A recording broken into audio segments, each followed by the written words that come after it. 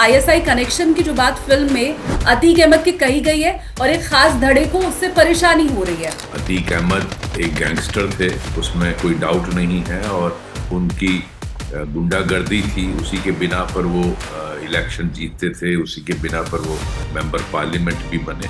उनका जब पुलिस के साथ इंटेरोगेशन हुआ तो ही हैड एडमिटेड इट कि मेरे पाकिस्तान से लिंक है, मेरे लिए किस तरह से हथियार पाकिस्तान से आईएसआई की मदद से आते थे। जब आप इस तरह का काम करते हैं तो आईएसआई के लिए भी काम करना पड़ता है, वो तो गिव एंड टेक होता है। उमेश पाल हत्याकांड में भी बाद में ये रिपोर्ट आई थी कि जिन हथियारों का इस्तेमाल हुआ था वो आईएसआई की तरफ से ही दिए गए थे और पाकिस्तान से भेजे गए थे। उधर से हथियार आ रहे थे तो इधर से क्या मदद मिल सकती थी? उनके जो भी काम आ जाए, जो चाहे दाऊद इब्राहिम हो, अतीक अहमद हो, कोई भी, चाहे वो नैरेटिव फैलाने में हो, चाहे टेररिज्म करने में हो, चाहे यूथ को ड्रग्स की आदत डालने वाली हो, वो किसी को भी यूज करेंगे अपने मकसद को पूरा करने के लिए। पहले के जो माफिया थे या सांसद थे उनका पाकिस्तान कनेक्शन रहा है, वो आईएसआई के लिए काम करते रहे हैं, तो ये तो फिर बेहतरी वाला सिनेमा हुआ सर। जब तक दाऊद इब्राहिम का कंट्रोल्ड बॉलीवुड नैरेटिव चला के आपको पेश करता था तब तक तो किसी के पेट में दर्द नहीं होती थी। आज दर्द क्यों हो रही है? सच दिखाने के लिए। जिसका आईएसआई से कनेक्शन था वो भी भगवान को प्यारा हो गया, तो दाऊद भी अपना आखिरी सांस गिन रहा है। तो अब ऐसे में वो कौन है जिसका अभी भी कनेक्शन जुड़ा हुआ है और जिसको दर्द हो रहा है? हमारे नेशनल सिक्योरिटी एडवाइजर ने कहा था, अजीत डोवल साहब ने, कि पाकिस्तान दुश्मन नंबर 2 है। भारत में असली दुश्मन जो है वो जो हमारे अंदर रहते हैं। कैसे फेक करेंसी यूज होती थी नोटबंदी के समय, ये क्या वाकई एक बड़ा खतरा था जो धुरंधर फिल्म में भी दिखाया गया है, और इसीलिए गवर्नमेंट को तत्काल ये निर्णय लेना पड़ा कि हम जो बड़े नोट्स थे, बड़ी करेंसी थी, उनको बंद करेंगे। नोटबंदी की गई थी। 500 रुपए और 1000 रुपए के करेंसी नोट लीगल टेंडर नहीं रहेंगे। जब फेक करेंसी पीक पे थी तो इसको असल नोट से पहचान पाना इतना डिफिकल्ट, बिकॉज वही पेपर, वही सोर्स कोड, वही सब कुछ था। डिमोनेटाइजेशन अगर वो नहीं करते तो शायद बहुत मिकदार में फेक करेंसी अंदर आती। अब लोग धुरंधर को कंपेयर करके ये कह रहे हैं कि ये बीजेपी के पैसे से बनी हुई फिल्म है। असली धुरंधर वो सारे अधिकारी, वो सारे सिपाही और योगी आदित्यनाथ। उत्तर प्रदेश में योगी जी का जो रोल है एज ए चीफ मिनिस्टर, जो होम डिपार्टमेंट देखते हैं, एज ए लीडर, वो सराहनीय है पूरे देश में। He is the future of this country, और उनको आप और बड़े रोल में आने वाले दिनों में देखेंगे। ये भगवान चाहेंगे तो वो होगा। हेलो एवरीवन, बहुत स्वागत है आप सभी का। आप देखना शुरू कर चुके हैं टेक ऑफ विद एसकेटी यानी कि मैं शालिनी कपूर तिवारी। अगर आप धुरंधर मूवी के फैन हैं तो आज का एपिसोड आपके लिए ही है। आपने अगर धुरंधर 2 देख लिए तो भी, अगर नहीं देखी है तो भी, इस एपिसोड से आपको कोई स्पॉइलर नहीं मिलने वाला है। लेकिन हाँ, आज का जो भारत है उसकी एक झलक और वो भारत कैसे बना, ये आज के पॉडकास्ट में आपको जरूर पता चलने वाला है। पॉडकास्ट में हम बात करेंगे दाऊद की, पॉडकास्ट में हम बात करेंगे कैसे सीमा पार से आतंकवाद फैलाया जाता रहा है। अतीक अहमद की भी बात होगी पॉडकास्ट में, क्योंकि ये वो सारे मुद्दे हैं जिनके ऊपर देश में खास धड़ा है, जो सवाल उठा रहा है कि फिल्म को फिल्म की तरह ही रहने देना चाहिए, उसे प्रोपोगेंडा नहीं बनाना चाहिए। एक चीज और, जो मेहमान मेरे साथ पॉडकास्ट में है, उनका किसी भी तरह से फिल्मों से, बॉलीवुड से कभी कोई ताल्लुक रहा है नहीं। वो अपने करियर के जो एक्सपीरियंस है उसके आधार पर आपको सच बताने वाले हैं। पॉडकास्ट में मेरे साथ हैं बोर्डिंग पास जिन्हें मैं देने वाली हूं, farmer DGP Jammu and Kashmir SP Vaidya sir. बहुत स्वागत है सर आपका। नमस्कार शालिनी, नमस्कार आपको और आपके दर्शकों को। जी सर पहला सवाल आपसे यही, क्योंकि फिल्म को लेकर के ये कहा जा रहा है कि ये प्रोपोगेंडा मूवी है और खासकर मुस्लिमों का विरोध करती हुई ये एक धड़ा ये भी कह रहा है। मैं तो सर अतीक अहमद के साथ शुरू करूंगी, क्योंकि आपको मैं बताऊं, अतीक अहमद को जब गोली मारी गई थी, मैं वहां पर 20 दिन से रिपोर्टिंग कर रही थी और मैं उस समय वहां मौजूद थी जब अतीक अहमद को गोली लगी है। पूरी रात मैंने रिपोर्टिंग की है। उसके पहले जो चार्जशीट दाखिल की गई थी, मैंने वो सब कुछ पढ़ा था। लेकिन आपसे हम ये समझना चाहेंगे कि आईएसआई कनेक्शन की जो बात फिल्म में अतीक अहमद की कही गई है और एक खास धड़े को उससे परेशानी हो रही है, सच्चाई क्या है? देखिए शालिनी जी, आपके दर्शक बड़ी बखूबी जानते होंगे। अतीक अहमद एक गैंगस्टर थे, उसमें कोई डाउट नहीं है। और उसी गैंगस्टर और जो उनकी गुंडागर्दी थी, उसी के बिना पर वो इलेक्शन जीतते थे, उसी के बिना पर वो मेंबर पार्लियामेंट भी बने। इसमें मुझे नहीं लगता किसी को कोई डाउट होना चाहिए। और जहाँ तक उनका कनेक्शन जो आईएसआई और लश्कर ए तोयबा का, वो आपके दर्शकों ने देखा भी होगा। बहुत सारे लोग मेरे से पहले भी कह चुके हैं और मैं भी उस बात को रिपीट कर रहा हूँ कि उनका जब पुलिस के साथ इंटेरोगेशन हुआ, तो ही हैड एडमिटेड इट कि मेरे पाकिस्तान से लिंक है। मेरे लिए किस तरह से हथियार वहां से जो, क्योंकि इलीगल हथियार गुंडागर्दी के लिए और ये जो गैंगस्टर्स होते हैं उनको चाहिए होते हैं, क्योंकि लाइसेंस्ड हथियारों से तो ये काम होते नहीं। तो वो हथियार ऑब्वियसली पाकिस्तान से आईएसआई की मदद से आते थे। किस तरह से पंजाब में उनको ड्रॉप किया जाता था, उसके बाद वो पहुंचाए जाते थे। इवन जब आप इस तरह का काम करते हैं तो आईएसआई के लिए भी काम करना पड़ता है। वो तो गिव एंड टेक होता है। तो उसके चाहे आप रिटर्न में पैसा दें या उनके लिए काम करें, तो उसमें रिपोर्ट्स ये भी आती हैं कि फेक करेंसी में भी उनकी मदद करते थे। और इस तरह की जो लश्कर के साथ और आईएसआई के साथ उन्होंने खुद एडमिट किया है पुलिस के सामने। जी। मैं ये जो आपने कहा गिव एंड टेक वाला होता है सर, इसको थोड़ा और समझना चाहूंगी, क्योंकि ये तो हम सभी जानते हैं कि उमेश पाल हत्याकांड में भी बाद में ये रिपोर्ट आई थी कि जिन हथियारों का इस्तेमाल हुआ था वो आईएसआई की तरफ से ही दिए गए थे और पाकिस्तान से भेजे गए थे। लेकिन आपने ये जो गिव एंड टेक वाली बात की, वो हम थोड़ा और समझना चाहेंगे। उधर से हथियार आ रहे थे तो इधर से क्या मदद मिल सकती थी? देखिए शालिनी जी, जब मैं कोई फेवर चाहता हूं आईएसआई से, देखिए कोई भी मैं फेवर चाहता हूं, तो naturally they will extract work from me. आपने देखा होगा जो लोग किस तरह से आईएसआई बहुत सारों को, सिक्योरिटी पर्सनल्स को भी, आपने जम्मू कश्मीर में नहीं पूरे देश में देखा होगा, उनको हनी ट्रैप करती हैं और उनका फिर वो उसका इस्तेमाल किया जाता है और उनको एक्सप्लॉइट किया जाता है। इसी तरह अगर मैं आईएसआई के से मदद कोई चाहता हूँ, मुझे हथियार, इलीगल हथियार चाहिए, मुझे और कुछ और चीज चाहिए, उनसे फेवर चाहिए, तो ऑब्वियसली उनके लिए भी काम करना पड़ेगा। वो इस तरह से तो मेरा इलीगल काम वो करेंगे नहीं। तो पाकिस्तान की जो आईएसआई है, पाकिस्तान की जो एस्टेब्लिशमेंट है, उनका एबोर्ड डिक्लेयर्ड प्रिंसिपल है to destroy India, to bleed India by thousand cut. और they have been using whoever is handy for them. उनके जो भी काम आ जाए, जो चाहे दाऊद इब्राहिम हो, अतीक अहमद हो, कोई भी हो, उनको इनसे कोई लेना देना नहीं है।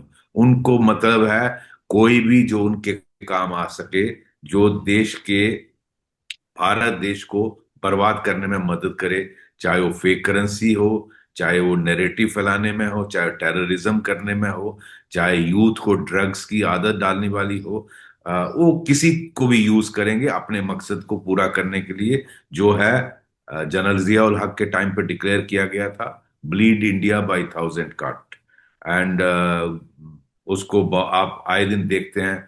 आज भी इस तरह की डिबेट्स पाकिस्तान टीवी पे होती हैं। जो आईएसआई की स्पॉन्सर्स होती हैं कि गजवाए हिंद भारत में कैसे करना है। तो इस तरह की, जिस देश की, जिस पड़ोसी की इस तरह की पॉलिसी हो, वो तो किसी को भी इस्तेमाल करेगा। अगर मैं, आप, कोई भी उनके लिए काम करने के लिए तैयार होगा, तो उसकी नेचुरली वो मुझे उस मेरी जो रिक्वायरमेंट है वो पूरी करेंगे, मेरे फेवर पूरा करेंगे जी। तो ये तो सर आपने बहुत, मुझे लगता है, एक ऐसी नई बात मेरे व्यूअर को बताई है। क्योंकि अभी तक तो जब मैं भी चार्जशीट पढ़ रही थी तो मुझे ये तो मालूम था कि ठीक है, आप, आपको जैसा आपने भी कहा सर कि लाइसेंस रिवॉल्वर से तो ये काम हो नहीं पाएगा। तो उधर से आप हथियार ले रहे हैं क्योंकि आपको वो एक ठीक जरिया समझ में आ रहा है, आसान रास्ता समझ में आ रहा है। लेकिन ये बात कि अगर उधर से मदद अतीक ले रहा था तो फिर पाकिस्तान के लिए अतीक अहमद काम भी कर रहा था। अतीक अहमद फिर आईएसआई के लिए काम भी कर रहा था। ये मुझे लगता है एक नया दृष्टिकोण मेरे व्यूवर्स के लिए भी है सर, ये नई बात है। और जी आपने जाहिर सी बात है जम्मू कश्मीर में ये देखा भी होगा सर। बिल्कुल। शालिनी जी, ऐसा है, जम्मू कश्मीर में भी बहुत सारे पॉलिटिकल लीडर्स जिनका इस्तेमाल आईएसआई करती है। आपने आपने देखा, हुर्रियत जो उनका माउथ पीस था, हमारे जो भारत के जम्मू कश्मीर में है, उनको वो यूज करते थे। और किस तरह से जो हुर्रियत है वो उस इन्फ्लुएंस का इस्तेमाल करके पॉलिटिकल एस्टेब्लिशमेंट्स को यहाँ यूज करती थी अपने बहुत सारे एजेंडास को पूरा करने के लिए। ये कोई छुपी हुई बात नहीं है। और ये जम्मू कश्मीर में भी इस्तेमाल किया जाता है। किसी को छुड़ाना है, किसी को जैसे छोटी सी चीज है कि इसको बाहर, जम्मू कश्मीर से बाहर किसी टेररिस्ट को हमने अरेस्ट किया है, तो हम्म। उसकी फैमिली को तकलीफ होती है अगर आप उसको पटना भेज दो, आप उसको राजस्थान जेल में भेज दो, तो उसको, वो चाहेंगे कि पॉलिटिकल लीडरशिप को यूज करके कि नहीं, उसको श्रीनगर जेल में ही रखा जाए, ताकि फैमिली को इनकन्वीनियंस ना हो, फैमिली को खर्चा ना हो, फैमिली को हैरेसमेंट ना हो। तो इस तरह की ऑब्लिगेशंस वो इस्तेमाल करते हैं, और कई सालों से करते आए हैं जी। तो अगर इस तरह की बातें एक्सपोज हो रही हैं, अगर ये मालूम चल रहा है कि पहले के जो माफिया थे या सांसद थे उनका पाकिस्तान कनेक्शन रहा है, वो आईएसआई के लिए काम करते रहे हैं, तो ये तो बेहतरी के लिए है, फिल्म सिनेमा के लिए भी, यूथ के लिए भी, जिसको ये इतिहास शायद जब तक किताब के पन्ने ना पलटे या जब तक किसी का बयान ना सुने तो ना उस तक पहुंचे। तो ये तो फिर बेहतरी वाला सिनेमा हुआ सर। बिल्कुल शालिनी जी, ऐसा है, ये कहा जाता है ना कि सच्चाई बहुत कड़वी होती है, बहुत, truth is bitter is famous saying. तो सच्चाई जो है, जब तक दाऊद इब्राहिम का कंट्रोल्ड बॉलीवुड नरेटिव चला के आपको पेश करता था, तब तक तो किसी के पेट में दर्द नहीं होती थी। आज दर्द क्यों हो रही है? सच दिखाने के लिए। जब तक आप हाँ, एक किससे छुपा है कि पूरा बॉलीवुड, पूरा, मैं सारा नहीं कहूंगा लेकिन majority of the Bollywood was since 90s, किस तरह से आपको परोसा जाता, किस तरह का नैरेटिव हमारी, आप जेम्स ऑफ बॉलीवुड आप देखती होंगी, आपने देखा होगा, बहुत ही बढ़िया काम उस टीम ने किया है इस देश के लिए। किस तरह से एक्सपोज किया कि जो बॉलीवुड है वो आपको इन सटल तरीके से किस तरह से पेश कर रहे थे, जो एंटी भारत, एंटी सनातन नैरेटिव चलाता था ये बॉलीवुड। तब तक तो किसी के पेट में दर्द नहीं हो रही थी। आज क्यों दर्द हो रही है? जब क्यों? क्योंकि सच्चाई पेश की गई। तो इसको और जिसने नहीं देखना मत देखे। इसमें जब उस तरह की फिल्म के बैन के लिए कहा जाता था, तब तो ये कहते थे कि जो ये आर्ट है। आज ये आर्ट नहीं है। तो देख, अगर आपको पेट में दर्द हो, मत जाइए देखिए, तो लेट देम। अब जो सच्चाई है वो अगर लोगों को पेश की जाए, इतना रिस्पांस क्यों आ रहा है? क्योंकि कहीं ना कहीं लोगों को अंदर अंदर गोचर पता है कि असलियत क्या है। जब वो स्क्रीन पे आ गया, तो that is why such a huge response. आप देख रहे हैं किस तरह से लोग, मैं अभी देख रहा था लेटेस्ट फिगर, शायद 500 करोड़ रुपया उसने पिछले 4-5 दिन में कमा लिया। जी। तो इस दैट शोज कितना ह्यूज रिस्पॉन्स है, not only in India, in spite of Pakistan and बहुत सारी गल्फ कंट्रीज ने बैन किया था। जो धुरंधर 1 थी, धुरंधर 2, खैर इस वक्त तो उन्हीं की बर्बादी हो रही है, वो इस वक्त वार के बीच में है, कौन धुरंधर 2 को बैन करेगा। बट मैं बता रहा हूं कि किस तरह का रिस्पॉन्स है लोगों का। विकास कहीं ना ये इसलिए है, कहीं ना कहीं लोग अंदर जानते थे कि सच्चाई क्या है। अब वो सच्चाई सामने पेश हुई तो बहुत सारों को जो पाकिस्तान परस्त हैं उनको तकलीफ हो रही है। जी। ये बहुत सारे कौन है, मैं ये भी समझना चाहती हूँ सर, क्योंकि मेरा तो जो दिमाग है वो यही कहता है कि जिसका आईएसआई से कनेक्शन था वो भी भगवान को प्यारा हो गया, जिसको उससे मदद मिल रही थी वो भी भगवान को प्यारा हो गया। दाऊद जैसे लोग अपना आखिरी क्षण और कितना और जीवन बचा है वो बिस्तर के ऊपर इस समय काट रहे हैं, तो उनका भी जो अंत होगा वो बड़ा दर्दनाक होगा। तो दाऊद भी अपना आखिरी सांस गिन रहा है। अतीक अहमद से लेके उनके गुर्गे जितने हैं उनकी हालत खस्ता है, अतीक अहमद भगवान को प्यारे हो गए हैं। तो अब ऐसे में वो कौन है जिसका अभी भी कनेक्शन जुड़ा हुआ है और जिसको दर्द हो रहा है? देखिए, भारत में वो बहुत सारे ऐसे अ, गुट हैं, ऐसे लोग हैं जो ज्यादा खतरनाक हैं इस देश के लिए। आई एम सॉरी, मुझे इस तरह का स्टेटमेंट देना नहीं चाहिए, बट ये सच्चाई। मुझे किसी ने कहा ना कि पाकिस्तान बहुत फेमस, मुझे लगता हमारे नेशनल सिक्योरिटी एडवाइजर ने ये कहा था, अजीत डोवल साहब ने, कि पाकिस्तान दुश्मन नंबर 2 है। भारत में असली दुश्मन जो है वो जो हमारे अंदर रहते हैं। तो ये मैं उनको रेफर कर रहा हूं जो डोवल साहब ने कहा, बिल्कुल सही कहा। खतरा उनसे ज्यादा है। खिड़की जो है उसकी चिड़कनी अंदर से खुलती है। जो यहाँ बर्बादी हुई वो हमारे अंदर खोलने वाले हैं। जो पाकिस्तान का नैरेटिव, जो उसके हमदर्द हैं, आईएसआई का नैरेटिव उसके हमदर्द हैं, वो बहुत बड़ा खतरा है इस देश के लिए। और वो मैं अब उसको नाम लेना ठीक नहीं समझूंगा। मेरे ख्याल आपके दर्शक समझते हैं मैं किसको रेफर कर रहा हम्म। कुछ पुरानी फिल्मों के बारे में सर आपसे पूछना चाहूंगी, क्या आपने देखी है जो दाऊद से इंस्पायर्ड कैरेक्टर हैं? Once upon a time in Mumbai मैंने देखी है, अजय देवगन उसमें है।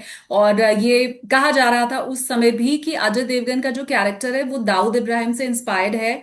और पूरी फिल्म में उनकी स्टाइल की चर्चा होती रही, और जो कैरेक्टर था उसको बड़ा दिमाग वाला, सोच समझ के काम करने वाला ऐसा दर्शाया गया है। इसके अलावा भी बहुत सी मूवीज की पहले बनी है सर, डी कंपनी एक मूवी बनी है, उसमें भी दाऊद के कैरेक्टर को ऐसे ही ग्लोरीफाई किया गया था।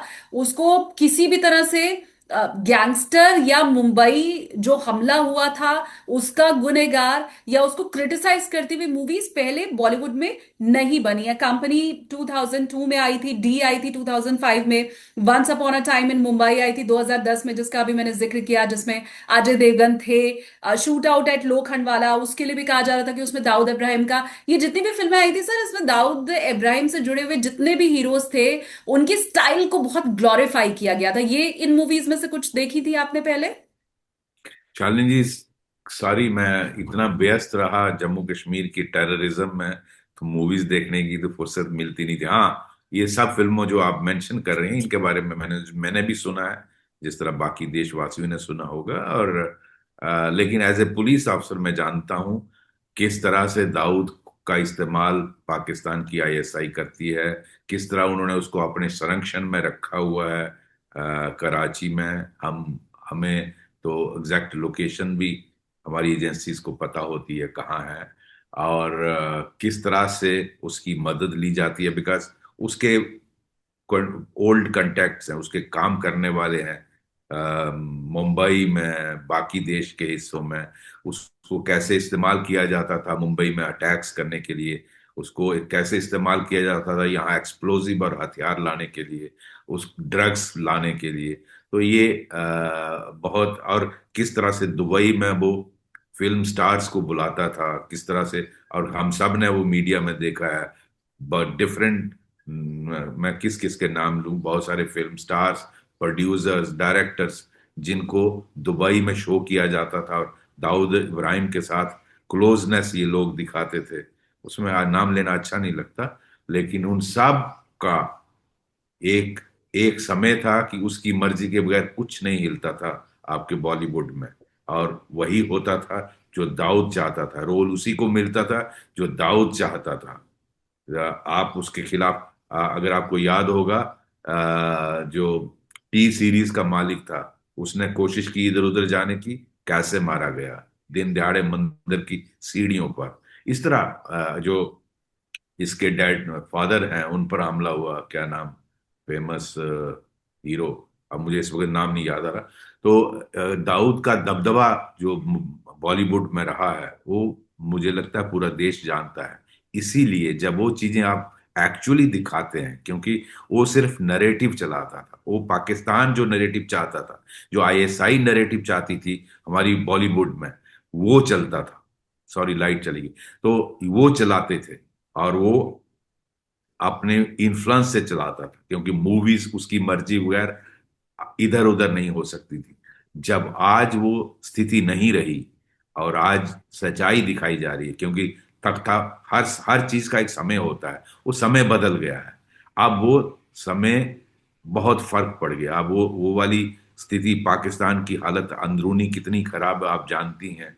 वहां का जो होल्ड था दाऊद का, बिकॉज उसकी भी उम्र हो गई है, तो अब वो स्थिति नहीं रही है, तो उससे फर्क पड़ रहा है। तो आज वो जब आप सच्चाई दिखाती हैं, तो जैसे धुरंधर ने कोशिश की, आदित्य ने कोशिश की दिखाने की, धुरंधर 1 में, धुरंधर 2 में, और उसमें गलत क्या है मैं ये जानना चाहता हूं, जिनको पेट में दर्द हो रही है। क्योंकि क्या आईएसआई भारत को बर्बाद करने की के लिए काम नहीं कर रही है पिछले 25-30 सालों से? ये मैं तो डायरेक्ट विटनेस हूं, क्योंकि उनकी उनका किया हुआ जो कश्मीर में हम भुगतते हैं। हाँ। क्या आईएसआई जो है वो यहाँ के लोगों का इस्तेमाल करके इनको रेडिकलाइज नहीं करती है? क्या उनको इस्तेमाल नहीं करती है देश के खिलाफ? चाहे वो पंजाब का टेररिज्म हो और ड्रग्स हो, उड़ता पंजाब फिल्म आपने देखी होगी, चाहे जम्मू कश्मीर में। और मैंने खुद as a police officer in different ranks, as a range DIG, as the SP, as IG, I have DGP, I have seen किस तरह से टेररिस्ट जब आते थे, इन्फिल्ट्रेट करते थे हमारे इस बॉर्डर से, कश्मीर से और जम्मू के। तो हर एक टेररिस्ट जो ग्रुप होता था, 5, 6, 4, जितना भी नंबर होता था, उनके साथ हीरोइन ड्रग्स जो होती थी, हीरोइन के पैकेट, हर एक टेररिस्ट के साथ एक एक पैकेट कंपल्सरी रखा जाता था, और फेक करेंसी रखी जाती थी। क्योंकि उनका एम था कि टेररिज्म तो हम चलाएंगे, लेकिन इसके साथ भारत की जो इकोनॉमी है उसको बर्बाद करेंगे फेक करेंसी के थ्रू।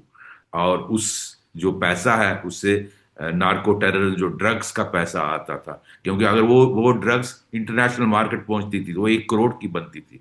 और यहाँ के यूथ को बिल्कुल हैंडीकैप करना, जो हालत आज पंजाब और जम्मू कश्मीर की यूथ की है, इस तरह का पूरा देश चाहते हैं। तो क्या ये झूठ है? क्या ये अगर किसी को आज भी ये झूठ लगता है, तो वो फिर भ्रम में रह रहा है। तो क्या ये आईएसआई नहीं कर रही है? मैं तो कहता हूं सबसे बड़ा ड्रग कार्टेल अगर कोई चलाता है इस दुनिया में, वो आईएसआई के हेड और पाकिस्तान आर्मी जनरल चलाते हैं। इसी नार्को टेररिज्म से वो पैसा बनाते हैं और अरबों रुपए का धंधा करते हैं, जो वो फिर वेस्ट में, चाहे दुबई हो या वेस्ट हो, लंदन, कनाडा और अमेरिका में, अपने बड़े बड़े एस्टैब्लिशमेंट्स बनाते हैं, अपने बच्चों को आईबी लीग कॉलेजेस में पढ़ाते हैं, और गरीब बच्चों को उन्होंने जिहाद में लगाया हुआ है। तो ये जो इससे डील करता है उसको मालूम है कि ये किस तरह की पाकिस्तान आईएसआई की और पाकिस्तान आर्मी जनरल्स की पॉलिसी रही है, नीति रही। जी।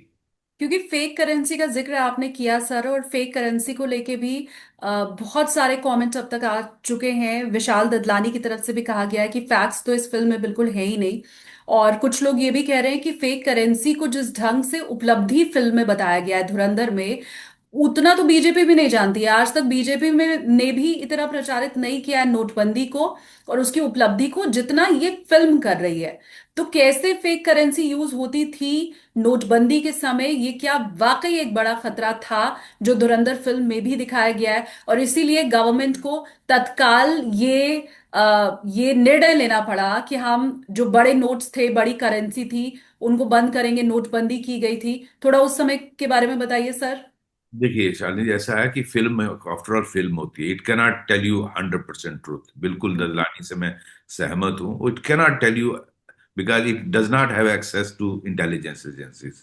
इट इसको एक्सेस नहीं है कि इंटेलिजेंस एजेंसीज ने क्या क्या जो तथ्य हैं वो गवर्नमेंट को दिए हैं। लेकिन इतना सही है कि पाकिस्तान ने वही सोर्स कोड लिया जहां से इंग्लैंड से, जहां से हमारी प्रिंटिंग जो आरबीआई की मशीन थी जिससे नोट प्रिंट किए जाते थे, तो उन्होंने वहीं से वो पेपर, वहीं से वो सारे तभी पाकिस्तान के जो नोट थे उनको पहचानना फेक करेंसी को इतना मुश्किल था। अगर आपको याद होगा, जब फेक करेंसी पीक पे थी, तो इसको असल नोट से पहचान पहचान पाना इतना डिफिकल्ट, बिकॉज वही पेपर, वही सोर्स कोड, वही सब कुछ था। और ये फिर आई डोंट हैव, मैं इसमें इन्वेस्टिगेशन पार्ट नहीं रहा हूं, मुझे मालूम नहीं है। बट ये अ, बताया गया है कि किस तरह से ये जो इसमें जो पाकिस्तान की इस्टेब्लिशमेंट है, उन्होंने इसको किस तरह से मैनेज किया ताकि आप फेक करेंसी को आइडेंटिफाई नहीं करें। और हजारों करोड़ का फेक करेंसी जो है पंप इन किया गया है यहाँ। और जब 2016 में आई थिंक कब किया था ये डीमोनेटाइजेशन मोदी जी, ने। 2016 सर। हालांकि उसको डिमोनेटाइजेशन अगर वो नहीं करते तो शायद बहुत मिकदार में फेक करेंसी अंदर आती। हम बीजेपी और उसकी बात नहीं, मुझे मैं कोई बीजेपी का मेंबर नहीं हूं, मुझे उससे राइट।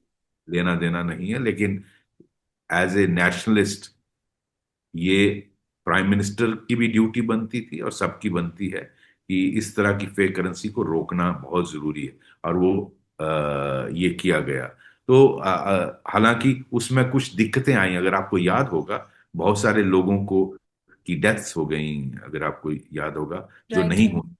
तो प्रॉपर मैनेजमेंट ठीक नहीं रही, जो मैनेजमेंट होती है ऐसे बड़े फैसलों में, तो वो इश्यूज जरूर रहते हैं। वो अगर आपको कोविड में भी देखिए, सबसे अच्छा काम भारत ने किया, लेकिन बहुत सारे लोग, बहुत सारी गलतियां भी होती हैं। जैसे बहुत सारे मजदूर मुंबई से पैदल चल पड़े, तो आपने देखा बहुत सारों की डेथ्स हो गई।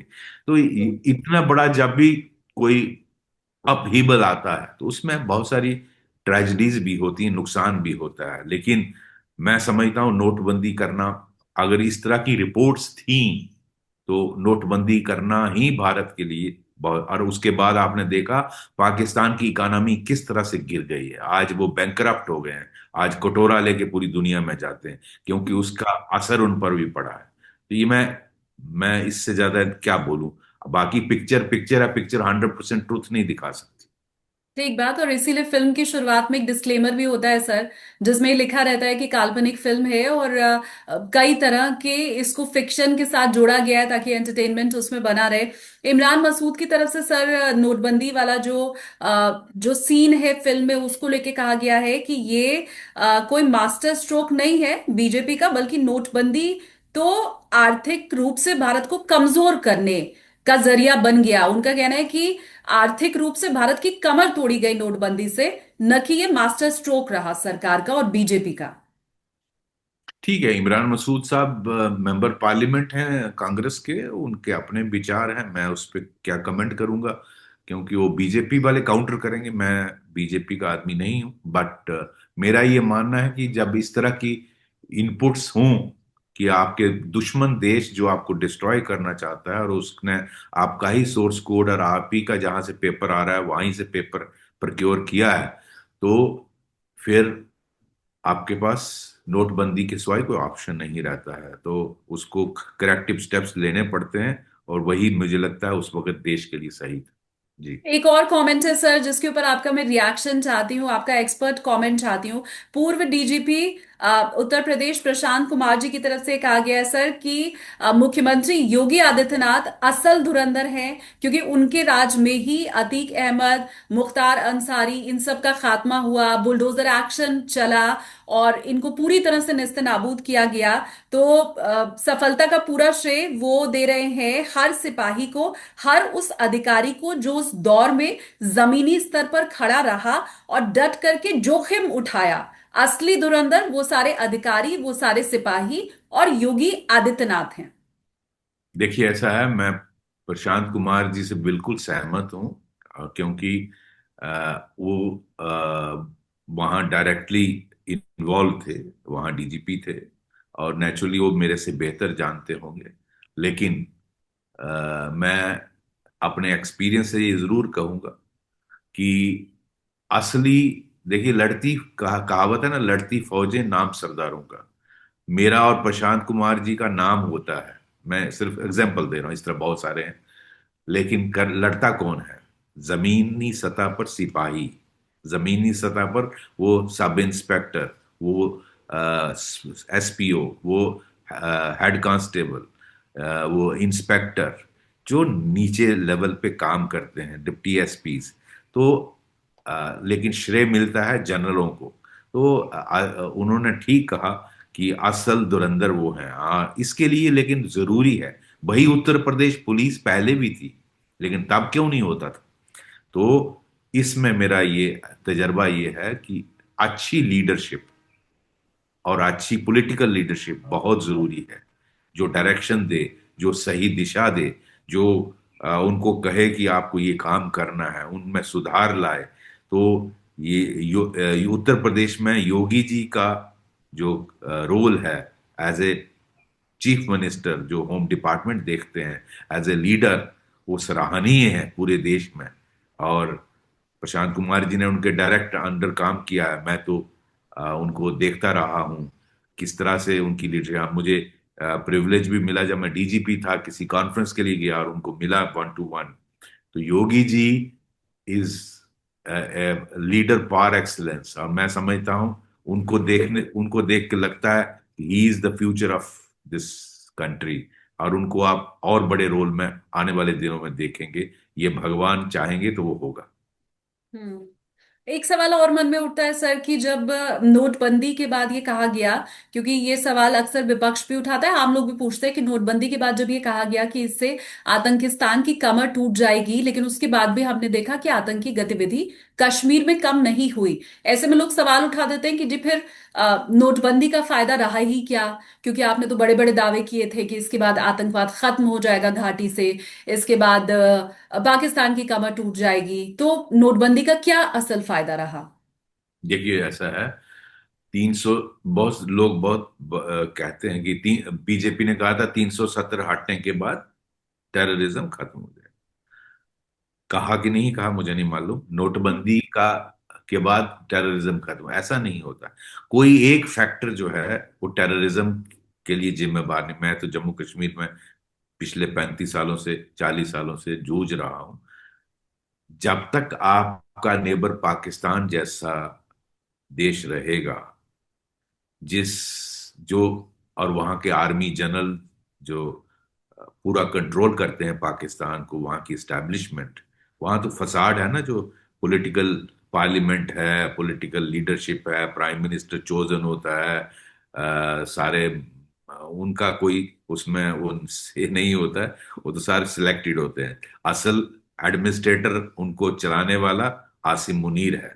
और आसिम मुनीर जैसी जब तक एस्टैब्लिशमेंट रहती है, तब तक वही होना है जो पाकिस्तान की वहां की डीप स्टेट चाहती है। और उनका जब से 1947 से ये रहा है, भारत नफरत पे, भारत हिंदू नफरत से, ये उनकी एक पॉलिसी रही है, हमेशा रही है, और आज से नहीं है।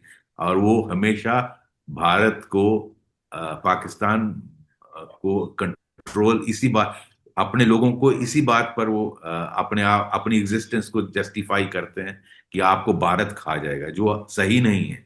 भारत से पाकिस्तान को कोई खतरा नहीं है, लेकिन उनका नैरेटिव अगर देखें तो वही है, और उसी पर उनकी करोड़ों अरबों रुपए का बिजनेस चलता है। और जो जो याशियां पाकिस्तान की आर्मी जनरल फौजी करते हैं वो सारी दुनिया देखती है। किस तरह की वो कोई आइलैंड खरीद रहा है तो कोई क्या क्या कर रहा है वेस्ट में। तो ये जो नफरत है भारत के लिए, तो वो सिर्फ एक फैक्टर पे नहीं है। जब तक वो ऐसा पाकिस्तान में रहेगा इस तरह की सोच, और वहाँ हजारों बच्चे हैं जो इस तरह के गुमराह होने में मदरसों में और उस तरह टेरर आउटफिट्स को ज्वाइन करने के लिए वो इस तरह का करते हैं। उसमें नोटबंदी कर दीजिए, आप 370 हटा दीजिए, वो उसका असर जरूर होगा। वो कम, जैसे 370 के बाद फर्क पड़ा, या नोटबंदी के बाद भारत में जिस तरह के अटैक्स होते थे आज वो नहीं हो रहे हैं। अभी बहुत देर के बाद एक दिल्ली में आपने देखा रेड फोर्ट पे, अदरवाइज जिस तरह के मुंबई, दिल्ली, भारत के हर शहर पे हमले होते थे, आए दिन अटैक्स होते थे, आए दिन बम ब्लास्ट होते थे, सीरियल ब्लास्ट होते थे। आज वो स्थिति नहीं है। तो ये तो फर्क पड़ा है, मानना पड़ेगा। राइट। लेकिन 100% कंट्रोल अगर कोई कहेगा नहीं होगा, क्योंकि इवन बॉर्डर में जब इन्फिल्ट्रेशन थी, मैं आपको बताना चाहूंगा, वाजपेयी जी प्राइम मिनिस्टर होते थे तो हमने कहा जिस तरह पंजाब में अपने बॉर्डर फेंसिंग की, आप यहां भी फेंसिंग करिए। और मुझे याद है 2002 के बाद ये फेंसिंग होने लगी। 2001 and 2 was the peak year of terrorism in Jammu and Kashmir. उस वक्त लगभग 2,500-3,000 terrorist at any given time होते थे। और जब प्राइम मिनिस्टर साहब ने उन्होंने ओके दिया, और आर्मी और बीएसएफ ने जब ये बनाई फेंसिंग बॉर्डर पे, आप हैरान होंगी 90% टेररिज्म उससे फर्क पड़ गया। वही नंबर 10% आ गया, 250 से 300, मतलब 200 से 250 नंबर आ गए, जो 2,500 से 3,000 होते थे। तो फर्क पड़ता है, लेकिन 100% नहीं। फिर इन्होंने तरीका निकाल लिया कि आप ये जो फेंस है उसको काट के आ जाते थे। जब हमने फेंस को इलेक्ट्रीफाई किया तो वो प्लास्टिक की स्टेयर्स लगाते थे। जब हमने और इंस्ट्रूमेंट्स, इलेक्ट्रॉनिक गैजेट्स हमारी फौज ने, बीएसएफ ने लगाया, तो नीचे से वो निकाल लेते हैं, क्या बोलते हैं, टनल्स निकाल के अब आते हैं। ये जो पहलगाम वाले आए तो ये टनल से आए थे एज पर रिपोर्ट्स। तो इस तरह का, जब नेबर आपका इस तरह का पड़ोसी हो जो आपको तकलीफ देगा, तो अगर आप पत्थरबाज पर आपके घर पत्थर मारता है उसके रोकने का इंतजाम करें तो वो कुछ और करेगा, सांप भेज देगा या कुछ कीचड़ फेंक देगा, वो कुछ और चीज कर देगा। आपको उसने तंग करना है, आपको बर्बाद करना है। तो आप इस तरह के नेबर के लिए, जो लोग इस तरह की बातें करते हैं, उसको ये बात समझनी चाहिए कि आपका नेबर किस तरह का है। और वो इस फिल्म में बहुत अच्छी तरीके से दिखाया है। हालांकि मेरी रिपोर्ट्स के मुताबिक सेंसर बोर्ड ने उसको काट दिया। इन दिखाना चाहिए था लोगों को कि आप कैसे नेबर से डील कर रहे हो, वो कितनी नफरत आपके लिए रखता है। जो मेजर इकबाल दिखाया है आईएसआई वाला, हम्म। वो उस जो सर कटता है उसको, उससे फुटबॉल खेलता है, लेकिन वो सीन काट दिया गया। और लास्ट में जब मरने से पहले वो कहता है कि मैं ये मैंने रिपोर्ट्स देखी, मैंने पिक्चर अभी पार्ट 2 नहीं देखा, मैंने पार्ट 1 देखा था, कि हाँ हम भारत को, वही वही ब्लीड इंडिया बाई 1,000 कट वाली बात करता है, और हम बर्बाद करेंगे। तो इस तरह की नफरत भरे हुए लोगों से आप डील कर रहे हो, तो आपको ये सच्चाई पता होनी चाहिए। वरना यहाँ जो अमन की आशा वाले लोग हैं ना, वो सोचते हैं कि लोग बड़े अच्छे हैं। ऐसा नहीं है। पाकिस्तान ने अपनी पूरी जनरेशन को एक जोंबी बनाकर इस तरह का तैयार कर दिया है, जिनका इतना एक्सपीरियंस्ड डिप्लोमेट, क्या वासित नाम, परसों ही मैंने देखा, वो कहता अगर अमेरिका हमारे ऊपर अटैक होगा, देखिए उनका एम्बेसडर बोल रहा है, एक मोस्ट एक्सपीरियंस्ड एम्बेसडर जो इंडिया का एम्बेसडर भी रहा, यहाँ हाई कमिश्नर रहा है इंडिया में, अब्दुल बासित जी। अब्दुल बासित। वो 2 दिन पहले उसका मैं देखा, वो कहता है अगर अमेरिका हम पर हमला करेगा पाकिस्तान पर, तो हम न्यूक करेंगे भारत को, दिल्ली और मुंबई। अब नफरत देखिए, उनका एम्बेसडर ऐसे बोलता है तो उनके आर्मी जनरल और टेररिस्ट क्या बोलते होंगे। तो ये रियलिटी हमारे लोगों को पता होनी चाहिए। तो इसलिए ये जो अमन की आशा वाले लोग हैं उनको पता होना चाहिए उनका नेबर कौन है और कौन कंट्रोल। वो आम आदमी की बात करते हैं, आम आदमी के हाथ में है क्या? उनको उन्होंने जॉम्बी बना के रखा। जी। ठीक बात। और आप जिस तरह से कह रहे हैं कि उस सीन को अगर रखते हम फिल्म में तो लोगों तक और वो इंफॉर्मेशन पहुंचती, कम से कम उस घृणा को, उस नफरत को जो पाकिस्तान की है, वो और बेहतर ढंग से हम समझ पाते। मैं ये भी आपसे समझना चाहूंगी सर कि एक खास वर्ग ये कह रहा है कि धुरंधर फिल्म ऐसे समय पे लाई गई है ताकि इलेक्शंस में बीजेपी को फायदा पहुंचे। देखिए ऐसा है, भारत में जब तक वो वन इलेक्शन वन नेशन वाला जो मोदी जी ने कहा है पार्लियामेंट में, और आई थिंक 2029 में उसका प्लान है इम्प्लीमेंट करने का, जब तक वो नहीं होता, यहाँ हर साल तो इलेक्शन होती है। आप मुझे बताइए किस साल इलेक्शन नहीं? अब इस साल 4 स्टेटों में हो रही है, बंगाल, असम, केरला और तमिलनाडु। अब हम्म। बहुत पिछले साल भी मेरे ख्याल 2-3, हर हर साल तो इलेक्शंस होती। तो आप, बीजेपी इसका जवाब दे मुझे, उसमें जब मुझे नहीं, मेरा, मैं एज ए कॉमन मैन बोल रहा हूं, आप इस देश में किस साल इलेक्शन नहीं होती है? तो ये लिंक करना, आई don't think it has any justification. तो कभी भी कोई फिल्म आएगी, कोई ना कोई इलेक्शन चल रही है। तो कुछ लोग, हालांकि मैंने आज भी पढ़ा कि मद्रास हाई कोर्ट में शायद किसी ने पिटीशन फाइल की है, फाइल करने की कोशिश की है कि वहां इलेक्शन है तो धुरंधर को बैन किया जाए। ठीक है, ऑनरेबल हाई कोर्ट उसमें कॉल ले, बट ये भी सही है कि आप कब इलेक्शन नहीं होती है तो आप कब इसको, और उसमें उसमें शायद उन्होंने प्ली किया कि एक किस्म का नैरेटिव है, दो तरफा नहीं है। तो अब दो तरफा क्या, पाकिस्तान का वर्जन थोड़ा डालना है इधर। दो तरफा नैरेटिव क्या होता है? तो बाकी बीजेपी अगर उसका फायदा लेती है, they are playing nationalistic narrative, तो आप भी नेशनलिस्टिक नैरेटिव फ्लोट करिए ना। आप एंटी नेशनल क्यों बन रहे हैं? बनिए ना। आप भी तो, देश तो आपका भी है, तो आप नेशनलिस्टिक फर्वर करिए, लोगों को जो अच्छा लगेगा। तो लेकिन लोगों को ये चीज पसंद आएगी। बाकी इसको पॉलिटिकली इलेक्शन से लिंक करना मुझे नहीं लगता वो सही। बाकी I leave it to the honourable court to decide. Hmm. कुछ लोग ये भी कह रहे हैं कि आदित्य धर डायरेक्टर क्यों बने हुए हो भाई, सीधा बीजेपी जाके क्यों नहीं ज्वाइन कर लेते। बिल्कुल है। बीजेपी, वो तो बीजेपी पार्टी डिसाइड करेगी। अमित शाह साहब उनको शायद कोई टिकट टिकट दे देंगे कश्मीर से, लेकिन कश्मीर से जीत जीत नहीं सकते हो। हाँ, बाकी किसी भारत के किसी हिस्से से जीत जाएंगे, क्योंकि कश्मीर में तो वो वोट देंगे नहीं बीजेपी। वहां तो जब नैरेटिव चलता है, तो वो नैरेटिव चलता है कि मोदी जी से फायदा सब लेना है लेकिन वोट नहीं देना। ठीक जी। बात आपकी। लेकिन एक चीज मुझे बहुत अच्छी लगी सर, आपने दर्शकों को ये बताया कि कैसे पहले दाऊद के पैसे से फिल्में बॉलीवुड में बना करती थी, क्योंकि अब लोग धुरंधर को कंपेयर करके ये कह रहे हैं कि ये बीजेपी के पैसे से बनी हुई फिल्म है। देखिए, मुझे नहीं लगता बीजेपी को ये काम करने की जरूरत है कि कौन फिल्म में पैसा लगाना। बट अगर लोग कह रहे हैं कि बीजेपी का पैसा है, let let them investigate and prove it. I don't think, but Dawood वाला, everyone knows it, it was actually, किस तरह से आपने देखा। ये देखिए, पहले भारत की संस्कृति पर फिल्में बनती थी। अगर आप 80 से पहले चले जाइए, आप देखिए किस तरह की फिल्में आती थी। बहुत, मैं तो बहुत सारी फिल्में देखता नहीं, मुझे नाम नहीं, लेकिन मैंने देखा है किस तरह की मूवीज आती थी जो बेस्ड ऑन भारत की संस्कृति होती थी। और आपने ये टर्न फिर 90s में देखा, 80s तक वैसे चलती थी, 90s के बाद किस तरह का एंटी भारत, एंटी सनातन नैरेटिव चला। और वो आप एक एक फिल्म में आप देखिए उसको किस तरह का, और किस तरह से अगर आपने कोई बिलियन दिखाना है तो उसको टीका लगा के दिखाएंगे। ये छोटे छोटे सटल तरीके होते हैं।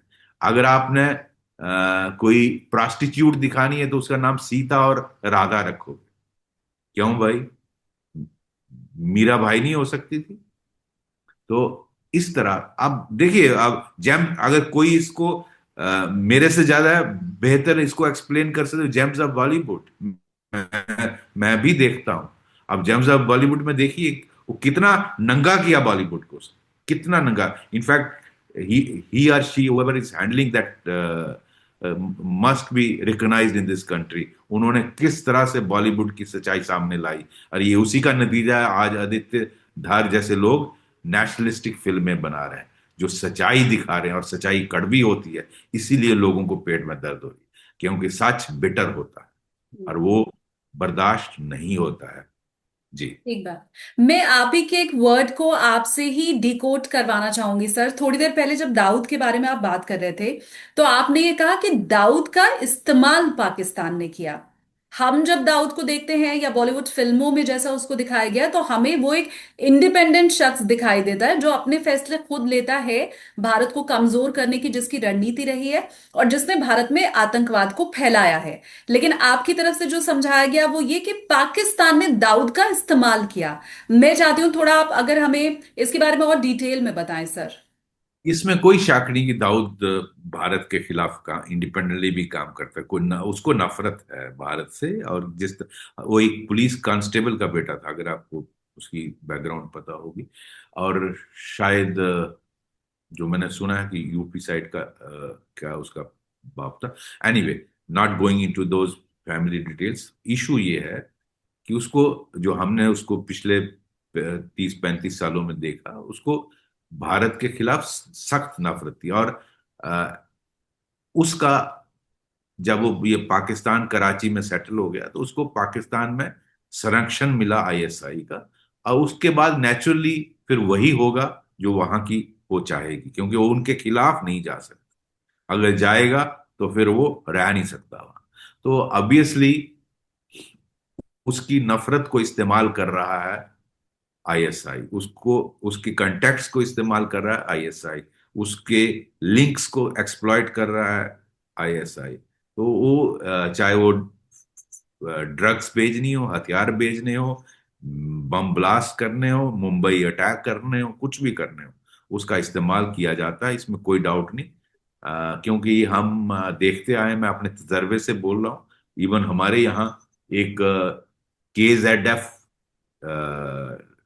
खालिस्तान जिंदाबाद फोर्स, एक टेररिस्ट आउटफिट है जो पंजाब खालिस्तानी टेररिज्म को प्रमोट करती है पंजाब में और जम्मू में। और उसका एक चीफ है, वो यहाँ का रहने वाला है, जम्मू के बॉर्डर एरिया का। उसका नाम है निट्टा, कोड नेम है निट्टा। उसको, वो यहां से पाकिस्तान चला गया, अब वो पाकिस्तान आईएसआई का एक कठपुतली बन गया है। इसी तरह मैं ये इसलिए बता रहा हूं कि this is how ISI operates. तो इसी तरह दाऊद इब्राहिम इज कठपुतली in the hands of ISI. वो दिखता है कि वो अपनी मर्जी से कर रहा है, लेकिन उसकी नफरत का इस्तेमाल भारत के लिए इस्तेमाल किया जाता है, और आईएसआई का कठपुतली है, उसके बाहर नहीं जा सकता, वो जाएगा तो उड़ जाएगा। जी। दाऊद आईएसआई का कठपुतली आपने कहा सर। क्या संभावना इस बात की भी हो सकती है कि अतीक अहमद भी आईएसआई का कठपुतली रहा होगा? ये ऐसे लोगों को डेफिनेटली वो इस्तेमाल करती है, और कठपुतली हो सकता है हर फैसले में नहीं, लेकिन बहुत सारे, चूंकि वो उनकी कस्टडी में नहीं है, वो यहां से ऑपरेट कर रहा है, लेकिन ऐसे लोगों का इस्तेमाल आईएसआई पूरा पूरा करती है भारत को तोड़ने में, भारत को बर्बाद करने के लिए, पॉलिटिकल लोगों को पार्लियामेंट में भेजने के लिए, ऐसे ताकि पाकिस्तान का नैरेटिव चल सके, ये इस्तेमाल करती है। और बहुत सारी पॉलिटिकल पार्टीज का भी इस्तेमाल करने में, जहां जहां उनका उनका बस चलता है वो इस्तेमाल करते हैं, क्योंकि उनका अबोर्ड वो है, डिक्लेयर्ड वो है कि हमने भारत को बर्बाद करना है। जी। मैंने क्योंकि शुरू में ओपनिंग में ही कहा था सर मेरे व्यूवर्स को कि आपको नया भारत इस पॉडकास्ट के जरिए समझ में आएगा, क्योंकि आपने कश्मीर को तब भी देखा है जब आतंकवाद वहां पर चरम पर था, और एक कश्मीर जिसके बारे में हम अब भी सुनते हैं जब हमने जीरो टॉलरेंस फॉर टेररिज्म की नीति इस वक्त अपना रखी है। मैं समझना चाहूंगी आपसे कि कितना अब बदलाव आया है। तब जब दाऊद इब्राहिम एक्टिव था, अब जब दाऊद इब्राहिम बेड पर है, तब जब नोटबंदी के पहले का कश्मीर था, अब जब नोटबंदी के बाद का कश्मीर है, तब जब अतीक अहमद आईएसआई की मदद किया करता था, और अब जब अतीक अहमद खुद अल्लाह को प्यारे हो चुके हैं। आपके जरिए हम समझना चाहते हैं तब्दीली कितनी आई है, बदलाव कितना आया है। देखिए, फर्क तो बहुत आया है, इसमें कोई डाउट नहीं है। वो बिकॉज ऑफ जो पॉलिसी है, strong arm policy of the government of India, present government, और उसकी वजह से बहुत इंप्रूवमेंट आई है। 370 हटा, डिमोनेटाइजेशन हुई, ये सारी जो हार्श डिसीजन लिए गए जो जरूरी थे देश के लिए, मुझे लगता है उसका असर तो पड़ा है। और उसी का नतीजा है कि पाकिस्तान आज ये चीजें, उसको आप देखिए, कश्मीर की ही बात करते हैं। आप वहां देखिए, जो हुर्रियत उनका एजेंडा चलाती थी वो बिल्कुल डेसिमेट कर दी गई है।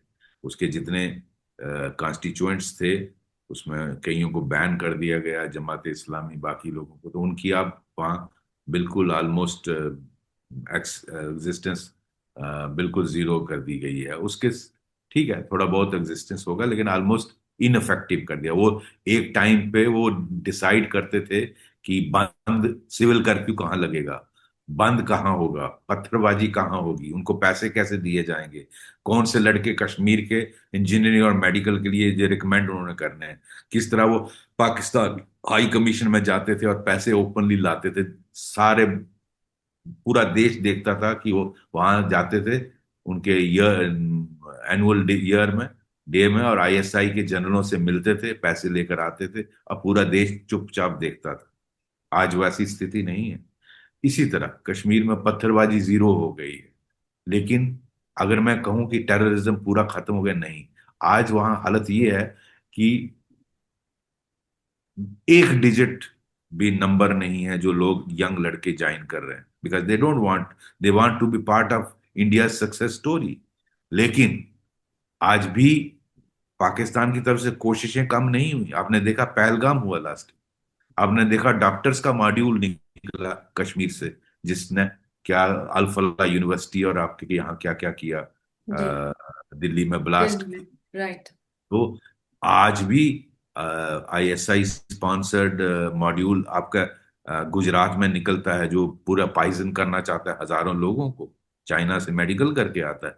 आज भी बहुत सारे मॉड्यूल्स अनर्थ होते हैं, आपके महाराष्ट्र में, आपके यूपी में।